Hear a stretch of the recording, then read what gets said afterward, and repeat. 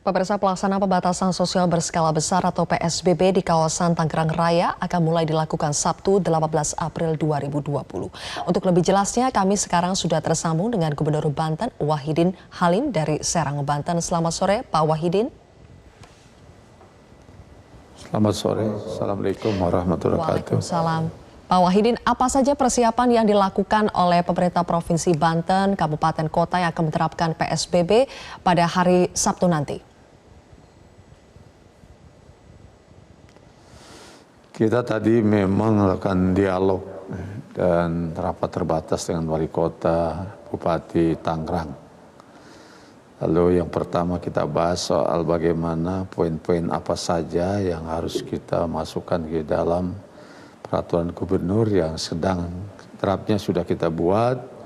Lalu perlu adanya masukan berapa poin agar kita bisa sempurnakan Pergub ini menjadi sebuah peraturan yang memberikan efektivitas pada masyarakat.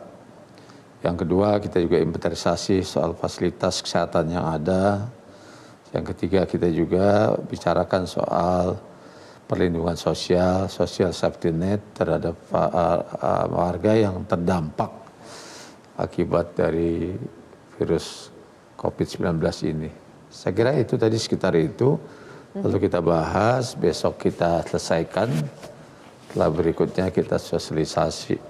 Baik, Pak Wahidin, secara garis besar kegiatan apa saja yang akan dihentikan dan dibatasi selama pelaksanaan PSBB di Tangerang Raya? Pada dasarnya sih sama dengan Jakarta dan juga Jawa Barat, karena kita kan modelnya sama, warganya juga sama, berada di penyangga ibu kota.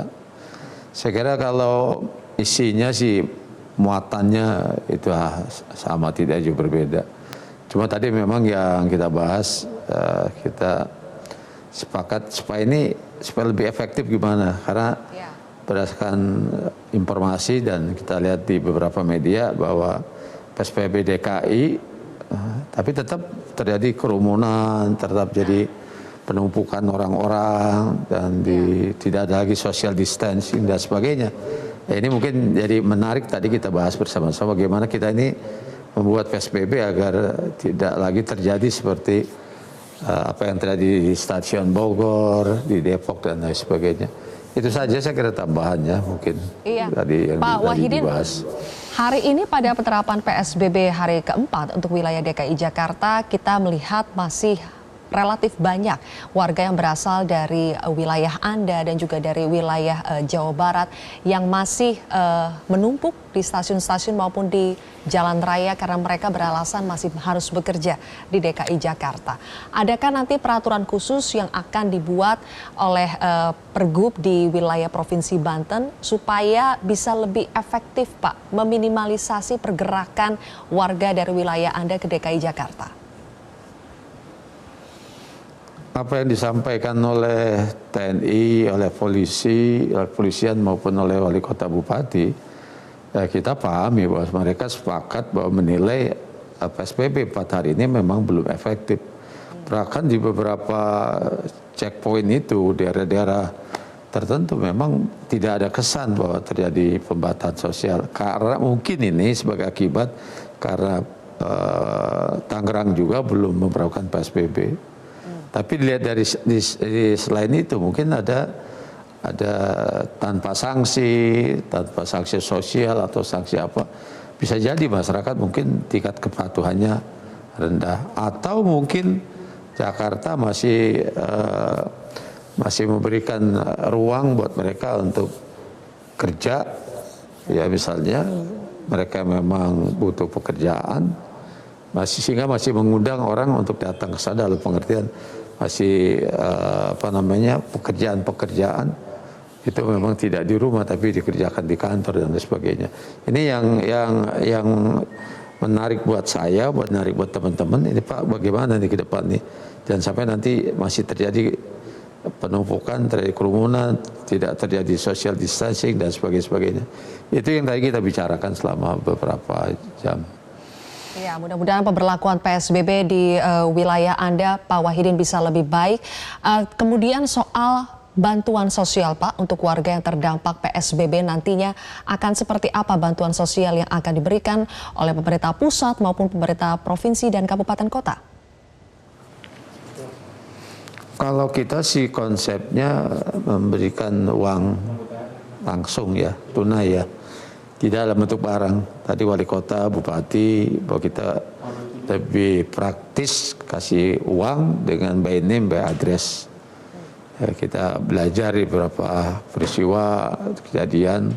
Kalau dengan barang tentunya ini kan perlu pendekatan secara teknis tertentu.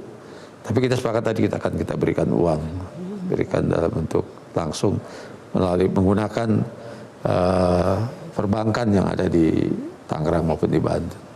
Jumlahnya berapa dan berapa, Pak, target atau orang yang akan mendapatkan bantuan langsung tunai ini?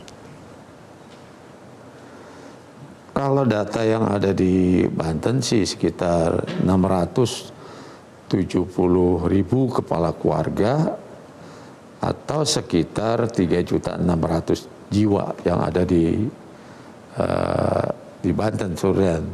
Namun untuk kota Tangerang maupun Tangerang Selatan dan sebagainya sekarang lagi divalidasi dan diverifikasi karena ternyata yang kita anggap terdampak itu yang menjadi tanggung jawab pemerintah daerah katakanlah adalah orang-orang yang betul selama ini berprofesi terdampak akibat corona.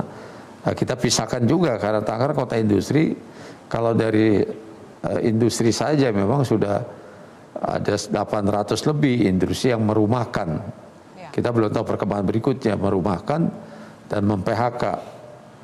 Namun dari masyarakat warga yang terdampak akibat misalnya mereka karena mal tutup, restoran tutup, mereka kerja di Jakarta sudah ditutup juga, itu kita inventarisasi sekitar 32.000 jiwa sekarang sampai dengan kemarin data.